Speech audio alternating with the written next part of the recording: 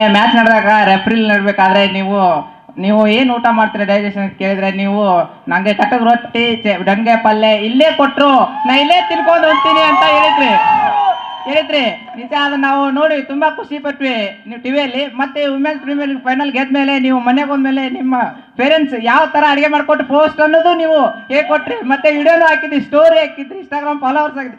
But ನಿಮ್ಗೆ ಏನ್ ಅನ್ನಿಸ್ತು ಮೇಡಮ್ ಆ ಥರ ಇನ್ನಾದ್ಮೇಲೆ ನಿಮ್ಮ ಮನೆ ಹೋದ್ಮೇಲೆ ನೀವು ಒಣಗಾಯಿ ಪಲ್ಯ ಮಾಡ್ಕೊಟ್ಮೇಲೆ? ಸರಿ, ಏನೇ ಗಿರಕ್ಕಾಗಲ್ಲ, ಅದು ರೊಟ್ಟಿ, ಖಡಕ್ ರೊಟ್ಟಿ ಮತ್ತೆ ಎಣ್ಗಾಯಿ ಪಲ್ಯ,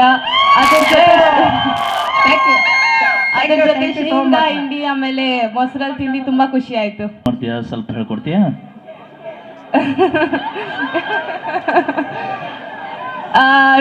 10th ಅಂತ ಹೇಳಿದಾಗ ಅಪ್ಪ ಅಮ್ಮನೂ ಹೇಳಿದ್ರು 10th ಎಕ್ಸಾಮ್ ಬರ್ದ್ಬಿಟ್ಟು ನೀನ್ ಎಲ್ಲಾರು ಹೋಗು ಅಂತ. ಬಟ್ 10th ಆದ್ಮೇಲೆ ಮತ್ತೆ ಹೇಳ್ತಾರೆ 12th ಎಕ್ಸಾಮ್ ಬರ್ದ್ಬಿಡು, ಹೆಂಗಾರು ಮಾಡ್ಬಿಟ್ಟು ಪಾಸ್ ಆಗ್ಬಿಡು, ಸಾಕು ನಮ್ಗಷ್ಟು ಅಂತ. ಸೊ ಅದಾದ್ಮೇಲೆ